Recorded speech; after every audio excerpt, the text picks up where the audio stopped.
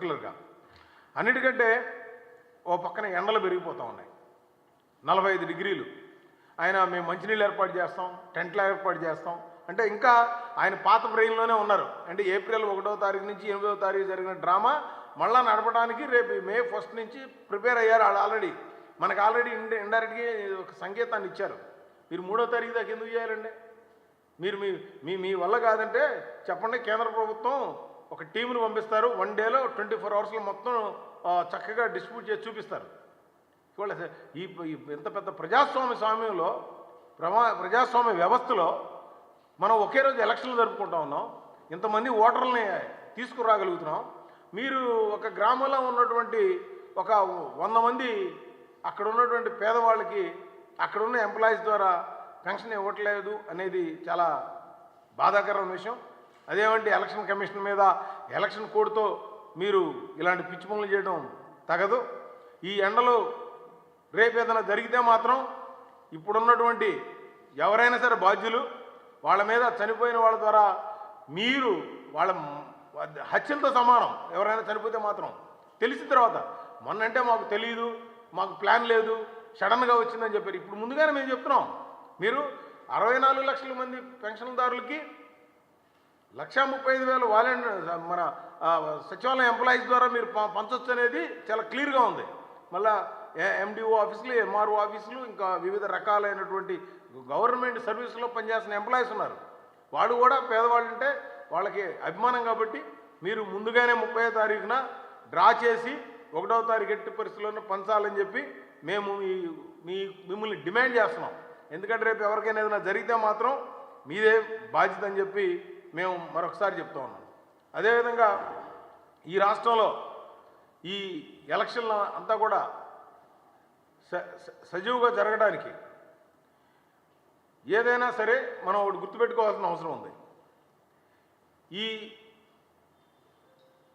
పెన్షన్ల ఉద్దేశంతో ఏదో లబ్ధి పొందుదామని అధికార పార్టీ ఆలోచిస్తూ ఉంది. అదేవిధంగా ఈ లబ్ధి పొందడం అనేది మీరు పేదవాళ్ళ జీవితాలతో కాదు, మీరు ఇంక వేరే చేయండి. వాళ్ళు కొంతమంది పిల్లలు లేక, కొంతమంది పిల్లలు ఎక్కడో విదేశాలకు వెళ్ళిపోయో, లేకపోతే వేరే రాష్ట్రాలకు దుబాయ్ లాంటి పని చేసుకోవడానికి వెళ్ళినటువంటి తల్లిదండ్రులు, అక్కడ ముసలివాళ్ళు, ఆ దివ్యాంగులు, వీళ్ళందరూ అక్కడ మిగిలిన వాళ్ళు. అటువంటి వాళ్ళతో మీరు ఈ జీవితాంతో ఆడుకోవద్దని చెప్పి మరొకసారి నేను ఈ సిఎస్ గారికి సందర్భంగా అధికారులకు మరొకసారి చెప్తూ, ఎట్టి పరిస్థితుల్లోనూ 1వ తారీఖు సాయంత్రానికి మీరు పెన్షన్ ఇవ్వాల్సిందే. ఇచ్చే అవకాశం ఉంది. మీరు 3వ తారీఖు దాకా మేము టెంట్లు వేస్తాం, రోజుకు 10 మందిని ఎండల్లో తిప్పుతాం. ఈ కార్యక్రమానికి మీరు స్వస్తి చెప్పండి. చెప్పకపోతే మాత్రం ఇది పేద ప్రజల్ని హత్య చేసిన విధంగా ప్రజలు భావిస్తూ ఉన్నారు ఈ రోజున. ఎందుకంటే వాళ్ళు మాకు నిన్నటి నుంచి మాకు ఫోన్లు ఇదే, సార్ మాకు 1వ తారీఖు వస్తే వీళ్ళు రమ్మంటున్నారు, ఇలా జరుగుతున్నాయి, అందరూ ఫోన్లు. అందుకనే ఈ రోజున మేము ఇవాళ మీ పొద్దున మీ న్యూస్ చూసిన తర్వాత ఈ రోజున ఈ పత్రికా సమావేశం ద్వారా మీకు చెప్తా ఉన్నాం. ఎట్టి పరిస్థితుల్లోనూ మీరు 1వ తారీఖున మీరు పెన్షన్లు డిస్ట్రిబ్యూట్ చేయాలని చెప్పి డిమాండ్ చేస్తూ ఉన్నాను. Thank you.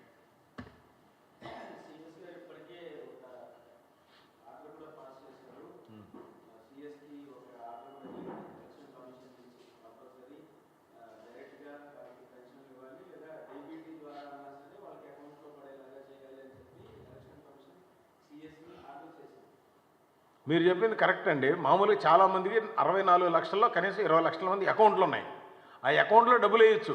ఇప్పుడు మేము ఆ మాట చెప్పినా కూడా వాళ్ళకి తెలుసు, అకౌంట్ డీటెయిల్స్ కూడా ఉన్నాయి వాళ్ళ దగ్గర. 20 లక్షలు ఇస్తే మిగతా 44 లక్షల మందికి చాలా ఈజీగా ఇవ్వచ్చు. మేము ఇప్పటికీ ఎన్నిసార్లు ఇచ్చామండి? సిఎస్ గారికి అసలు ఏం పట్టించుకునే పరిస్థితి లేదు.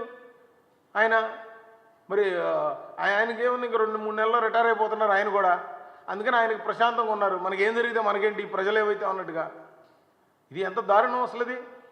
ఇప్పుడు మేము ఇప్పటికి 2-3 సార్లు రిప్రజెంటేషన్ ఇవ్వడం జరిగింది దీని మీద, పెన్షన్ల గురించి అని. ఇదేదో మనకేముంది, మామూలుగా ఒక ఆఫీసర్కి లేకపోతే బాగా డబ్బులు ఉన్న వాళ్ళ పరిస్థితి వేరు. ఆ 3,000 వాళ్ళ జీవనాధారం. ఆ రోజున మందులు కొనుక్కొచ్చుకోవడానికో, లేదా కరెంటు బిల్లు కట్టుకోవడానికో, లేకపోతే ఇంట్లో నిత్యావసర సరుకులు కొనుక్కోవడానికి ఆ 3,000 చాలా ఆధారం అది. ప్లస్ వాళ్ళు నడవలేరు, లేదా వాళ్ళకి ఇబ్బందులు ఉంటాయి వాళ్ళకి. అటువంటిది వదిలేసి ఆ సిఎస్ గారు ఇందులో ఇంకా చాలా క్లియర్గా చెప్పారు.